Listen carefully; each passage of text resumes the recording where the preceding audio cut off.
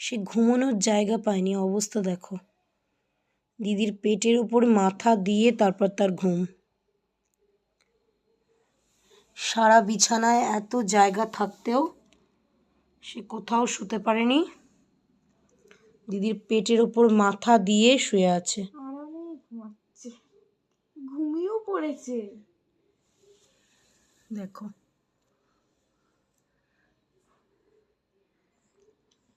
মানে ওর এই মায়া ভরা মুখটার জন্যই আমরা কেউ কিচ্ছু ওকে বলতে পারি না। দেখতে পেয়েছো? বদমাইশ, সব সময় বদমাইশি। দিদি পড়ছে, দিদির পড়ার ওপরে গিয়ে ওকে শুতে হবে।